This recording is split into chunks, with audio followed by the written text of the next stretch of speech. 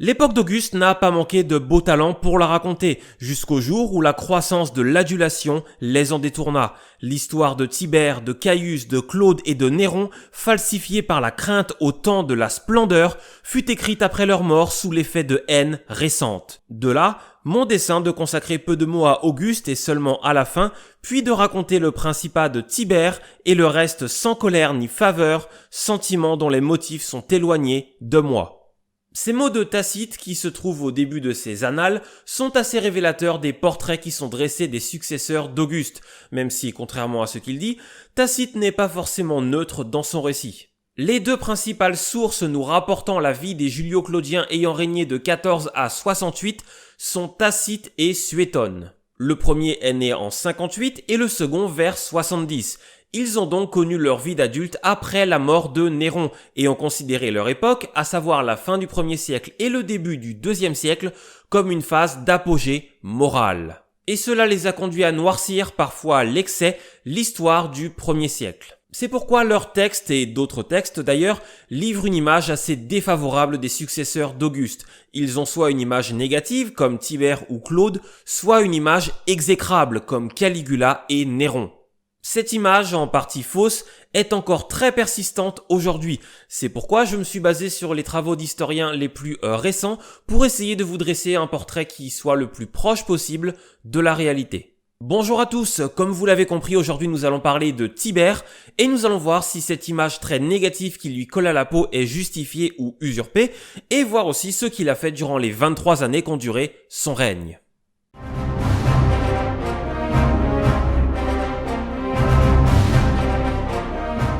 Tibère naît à Rome le 16 novembre de l'année 42 avant Jésus-Christ, sous le nom de Tiberius Claudius Nero. Ce nom, c'est aussi celui de son père. Tiberius Claudius Nero, père donc, est né vers 85 avant Jésus-Christ et était un fidèle partisan de Jules César. Après l'assassinat de ce dernier, il se rallie à Marc-Antoine, mais en moins 40, il est contraint de quitter Rome avec sa femme et le jeune Tibère, car Octave a démantelé le parti de Marc-Antoine. Il peut tout de même rentrer l'année suivante en moins 39 et va mourir peu de temps après en moins 33. Quant à la mère de Tibère, je vous en ai déjà pas mal parlé dans l'épisode précédent, il s'agit de Livia Drusilia, plus connue sous le nom de Livie. Après être revenue à Rome avec son mari en moins 39, elle rencontre Octave qui va tomber éperdument amoureux d'elle et l'épouser l'année suivante en 38 avant Jésus-Christ, alors qu'elle est enceinte de son second enfant. Tibère se retrouve donc très jeune dans l'entourage proche d'Octave qui deviendra par la suite Auguste. Physiquement, les portraits de Tibère sont plutôt flatteurs. Il est grand, large d'épaules, bien bâti, il a une force remarquable, l'allure majestueuse et contrairement à son beau-père, il a une excellente santé. Le caractère et la personnalité de Tibère, quant à eux, restent par bien des aspects assez mystérieux. Car Tibère est un homme assez secret, renfermé, méfiant, et avec l'âge il sombrera même dans la misanthropie. On y reviendra un peu plus tard. Il faut dire qu'on ne lui a jamais vraiment laissé l'occasion de s'imposer. Sa belle famille, c'est-à-dire la famille d'Auguste, le déteste. Durant les 56 premières années de sa vie, avant qu'il devienne empereur, c'est Auguste qui décide tout pour lui. En fait, on ne lui demande que deux choses, qu'il se taise et qu'il obéisse.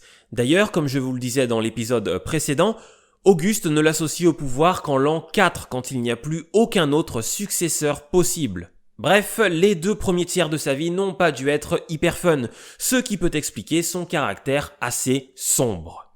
Mais malgré ça, il a quand même des qualités, On le dit cultivé, amateur d'art et de poésie, intelligent et consciencieux. Il est aussi décrit comme un homme qui sait commander et administrer. Il va d'ailleurs le montrer tout au long de sa vie, y compris du vivant d'Auguste. Pour terminer ce portrait de Tibère, on dit aussi qu'il a horreur de la flatterie et qu'il ne s'offusque pas lorsqu'on le critique, car il estime qu'une société libre doit pouvoir s'exprimer librement.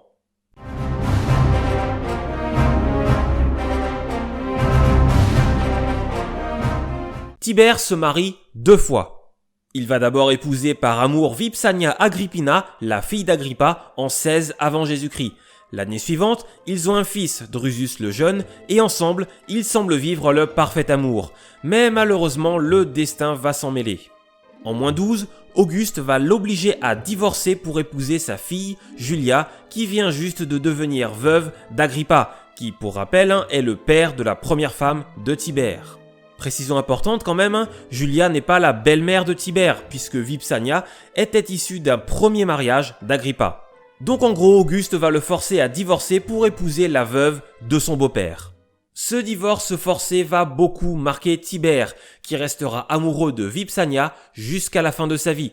Certains textes nous rapportent même qu'une fois qu'il la croise par hasard, il ne peut s'empêcher d'éclater en sanglots. Vu les conditions, vous imaginez bien que ce second mariage n'est pas des plus heureux, et c'est rien de le dire. Mais pour bien comprendre les choses, il faut un peu parler de sa nouvelle femme, Julia. Julia est la fille unique d'Auguste et a été élevée comme telle. Auguste va l'utiliser pour assurer sa succession, ce qui ne déplaît pas à Julia, car elle est particulièrement ambitieuse. En fait, depuis son enfance, on lui répète qu'elle sera un jour impératrice, c'est-à-dire la femme du successeur d'Auguste. Mais malheureusement pour elle, les deux premiers maris que lui a choisis son père, Marcellus et Agrippa, meurent prématurément. Ce qui fait qu'en 6 avant Jésus-Christ, son père va modifier ses plans.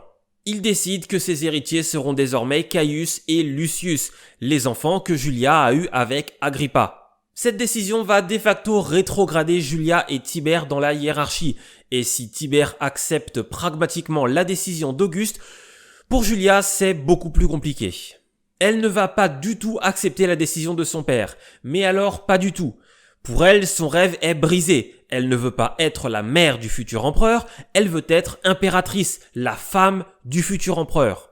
Elle va alors entrer dans une très grande colère et continuellement accuser son mari d'être responsable de cette situation. Assez rapidement, Tibère ne supporte plus le comportement de sa femme. Prétextant une immense fatigue, il obtient l'autorisation de se retirer sur l'île de Rhodes en mer Égée, et il ne reviendra à Rome que 7 ans plus tard, et ne reprendra jamais la vie commune avec sa femme. Vous l'imaginez, cela va encore plus énerver Julia. Elle va d'abord voir son père accusant Tibère de comploter contre lui, puis avec l'un de ses amants, elle va elle-même comploter contre son père. Sauf que cela va se savoir et ça ne va pas bien se passer du tout. Auguste adore sa fille, mais là, elle a dépassé les bornes. À la fin de l'année -2, il va casser le mariage entre Julia et Tibère et l'enfermer sur l'île de Pandatoria, officiellement en raison de ses nombreux adultères. Elle est ensuite envoyée en résidence surveillée à Rhegium où elle mourra en 14. Tibère, lui, est plutôt satisfait du sort qui est réservé à celle qui est désormais son ex-femme. Au tout début du 1er siècle, il va revenir de son exil et en l'an 4, Caius, le dernier héritier d'Auguste, va décéder. L'empereur va alors adopter Tibère, l'associer au pouvoir impérial et faire de lui son héritier officiel.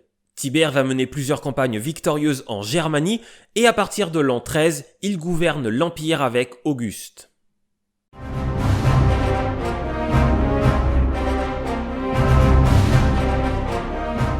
Auguste meurt le 19 août 14. Dès l'annonce de sa mort, les garnisons stationnées à Rome et les troupes hors d'Italie prêtent serment à Tibère, qui est alors âgé de 56 ans. En septembre, c'est au tour du Sénat de se réunir et de reconnaître Tibère comme empereur. La succession d'Auguste se passe comme prévu, sans aucun problème. Tibère va quand même s'inspirer de son père adoptif et faire un peu ce qu'Auguste avait fait en -27. Il va d'abord refuser le pouvoir, prétextant être incapable d'égaler Auguste avant de finalement l'accepter. Mais il semble quand même que Tibère était sincère quand il disait qu'il ne se sentait pas capable d'égaler Auguste. Tibère considère réellement Auguste comme un être exceptionnel que ni lui ni personne ne peut égaler. D'ailleurs, durant tout son règne, il va constamment chercher à modérer les honneurs qui lui sont faits. Il refuse le titre d'impérator et refuse également le titre de père de la patrie. Tibère prend pour modèle les vertus augustéennes de la mesure et de la modestie, et il s'y fiera toute sa vie. C'est d'ailleurs ce qui va caractériser sa politique. Tibère n'abuse pas de son pouvoir et va poursuivre l'œuvre de pacification et d'unification de l'empire entamée par Auguste. Tout comme ce dernier surveillait les aristocrates, Tibère, lui, surveille étroitement les gouverneurs de province. Il les invite à la modération et n'hésite pas à intenter des procès à ceux qui se montrent trop avides ou trop cruels. Il n'hésite pas non plus à se montrer impopulaire pour améliorer les finances de l'État. Il va par exemple diminuer la fréquence des jeux du cirque afin de réaliser des économies. Pour autant, il sait aussi se montrer généreux, par exemple en venant en aide aux victimes de catastrophes. D'après Suétone, sa bonne gestion financière laisse à sa mort le trésor impérial rempli de près de 3 milliards de sesterces. Concernant les frontières de l'Empire et les royaumes voisins, Tibère cherche avant tout à maintenir la paix. Pour lui, comme pour Auguste d'ailleurs, l'Empire a atteint sa taille maximale et il ne cherche pas à l'agrandir. Il envoie bien Germanicus sur le Rhin pour venger la défaite de Varus de l'an 9, mais il lui interdit de conquérir la rive droite du fleuve. Avec les royaumes voisins, Tibère préfère la diplomatie à la guerre. Il préfère par exemple installer ou maintenir un protectorat plutôt que d'effectuer une conquête. Cette politique va d'ailleurs plutôt bien fonctionner, en particulier en Orient et sur le Danube. Durant son règne, il doit quand même faire face à 2 révoltes. La première, en Afrique, menée par Tacfarinas qui dure de 17 à 24. Et la seconde en Gaule en 21 qui est matée la même année. Mais mis à part ces 2 révoltes, les années du règne de Tibère sont pour l'ensemble de l'Empire des années de paix, de prospérité et de sécurité. Si dans l'Empire tout se passe bien pour Tibère, tout se passe même très bien, dans le domaine privé c'est beaucoup plus compliqué.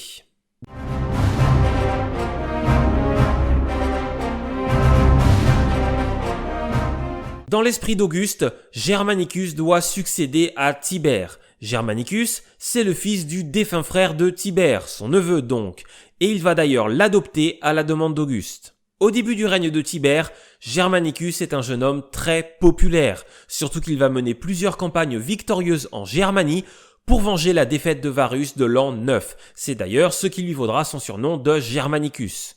En 15, il se rend même sur le lieu de la défaite de Varus pour rendre les derniers honneurs aux soldats tombés sur le champ de bataille. L'année suivante, il achève cette campagne en battant Arminius en personne, mais Tibère le rappelle à Rome car, comme je vous l'ai dit, il ne souhaite pas étendre l'Empire. En 17, il célèbre cette victoire par un triomphe grandiose. Pour tous les Romains, le nom de Germanicus évoque désormais la victoire sur les Germains. Il est ensuite envoyé régler l'épineux problème de l'Arménie. Ce royaume vassal de Rome est en proie à l'anarchie et la stabilité de ce royaume est essentielle car il occupe une place stratégique pour l'équilibre entre Rome et l'Empire parthe. Germanicus reçoit un impérium pour tout l'Orient et part pour l'Arménie accompagné de Pison, un homme d'expérience qui lui est nommé gouverneur de Syrie. Après des négociations avec les Parthes, Germanicus parvient à régler pacifiquement le problème et à imposer un nouveau roi en Arménie. Le règlement de cette crise par la diplomatie lui vaut de nombreux honneurs, mais après ce succès, il décide de partir pour l'Égypte puis pour la Syrie sans en avoir reçu l'ordre. Et là, ça va mal se passer. Il entre en conflit avec Pison qui, en colère, va quitter sa province. C'est dans ce contexte assez obscur que Germanicus tombe malade et meurt à Antioche le 10 octobre 19. Sa mort va provoquer un deuil public et amorcer le début des problèmes pour Tibère. Agrippine, la veuve de Germanicus, qui est aussi la fille d'Agrippa et de Julia, est persuadée que son mari a été empoisonné par Pison. Un procès a lieu en vain et Tibère tente de rendre une sentence impartiale. Il déclare Pison innocent du meurtre, mais le condamne à mort pour haute trahison, car il a abandonné sa province avant de tenter de la reprendre par la force. Cette décision ne satisfait et n'arrange personne, et la rumeur commence à courir que Tibère serait complice, au moins passivement, de la mort de Germanicus.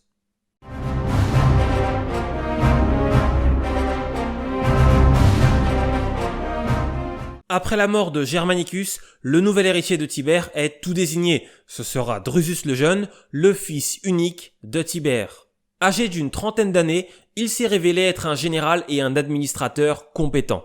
En 22, il reçoit la puissance tribunicienne et en 23, Tibère va même s'éloigner de Rome pour permettre à son fils de s'afficher au premier plan. Malheureusement, Drusus va mourir le 14 septembre de cette même année. La perte de son fils unique, fruit de son union avec Vipsania, l'unique amour de sa vie qui d'ailleurs est décédé 3 ans plus tôt, va beaucoup marquer et affecter l'empereur. Surtout que, comme Auguste en son temps, Tibère a 65 ans et il se retrouve sans héritier. En plus de cela, la situation dans la Domus Augusta, la famille impériale, est de plus en plus tendue. D'abord, les relations entre Tibère et Agrippine, la veuve de Germanicus, se désagrègent. Sauf qu'Agrippine est la petite-fille d'Auguste et qu'elle a 3 fils. Ces 3 fils sont donc des descendants directs d'Auguste.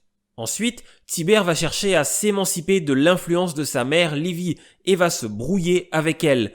Ce qui fait qu'après la mort de son fils unique, Tibère se retrouve particulièrement isolé au sein de la Domus Augusta.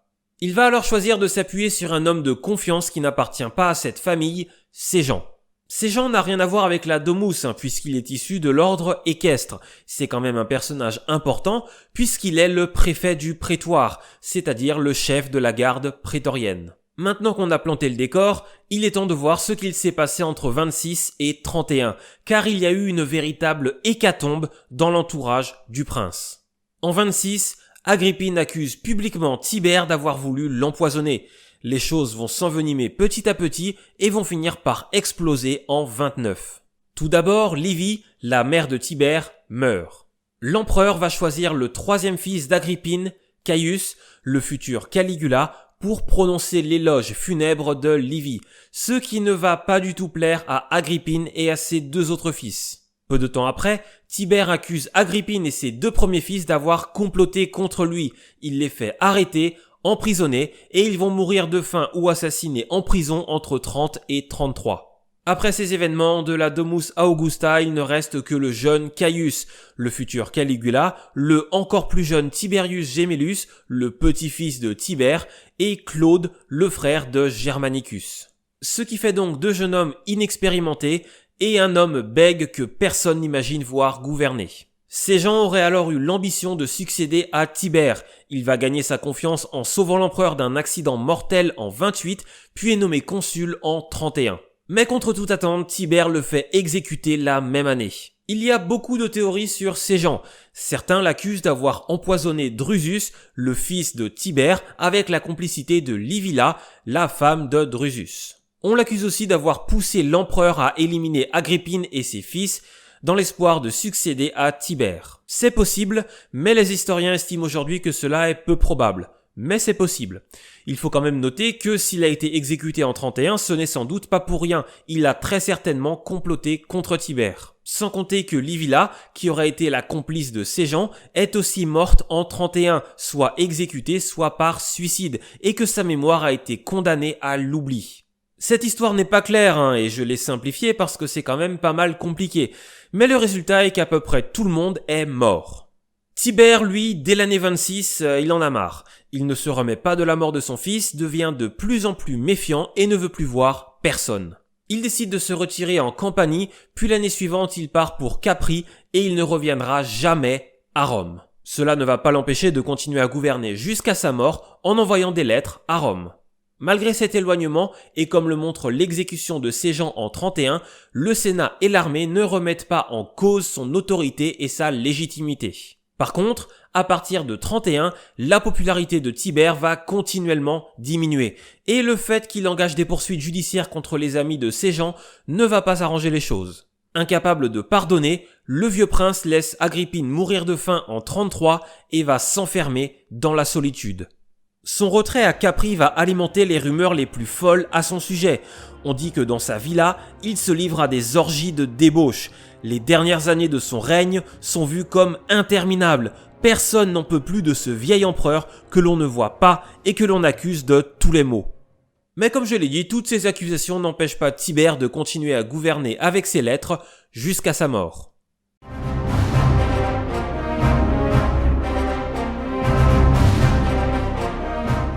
Tibère meurt à Mycène le 17 mars 37 à l'âge de 78 ans, sans doute de cause naturelle. Certains auteurs antiques nous disent qu'il est mort assassiné, soit par Caligula, soit par Macron, son préfet du prétoire. Mais les historiens actuels ont tendance à écarter ces hypothèses et à privilégier une mort naturelle de l'empereur. Quoi qu'il en soit, l'annonce de la mort de Tibère provoque une liesse populaire, tant la réputation de l'empereur s'était dégradée ces dernières années. Son corps est quand même rapatrié à Rome pour être incinéré sur le champ de Mars et ses restes sont ensuite inhumés sous les insultes de la foule dans le mausolée d'Auguste. Par la suite, comme je le disais en introduction, une légende noire va venir occulter la réalité, décrivant Tibère comme un monstre assoiffé de sang, un débauché et un vieillard libidineux. Le manque de communication de Tibère pour réfuter ces rumeurs de son vivant et son côté sombre et mélancolique n'ont clairement pas arrangé les choses. Mais on sait aujourd'hui que cette légende est très largement exagérée. Si certains auteurs comme Suétone ou Tacite dépeignent un portrait très négatif de l'empereur, d'autres comme Sénèque, Pline le Jeune ou Valère Maxime dressent un portrait beaucoup plus positif de Tibère. Mais malheureusement pour lui, ce sont les récits de Tacite et de Suétone qui ont pendant longtemps dominé l'historiographie de sa vie. Pourtant, si l'on regarde le bilan de son règne, eh bien il est plutôt positif. Tibère laisse à sa mort un régime consolidé. Il a beaucoup souffert de la comparaison avec Auguste alors que pourtant, il n'a jamais eu l'ambition de l'égaler ou d'atteindre sa stature historique. Tibère voulait simplement maintenir l'œuvre politique de son père adoptif et malgré ses défauts, il a parfaitement réussi. Il a enraciné le principat dans la durée en renforçant la nature monarchique du régime. L'impérium qu'il reçoit en 14 n'est jamais remis en cause et n'est jamais soumis à un quelconque renouvellement. Il a aussi su mettre le Sénat au pas lorsque cela était nécessaire et il a réduit le rôle électoral des comices même si on ne sait pas trop comment il a fait. Et enfin, il a réaffirmé la supériorité militaire du prince en réorganisant la garde prétorienne. Entre 14 et 37, malgré toutes les tensions politiques, les rumeurs et les complots, et malgré le déchirement de son entourage proche, jamais le spectre de la guerre civile ne ressurgit. Jamais son pouvoir et son autorité ne sont réellement menacés.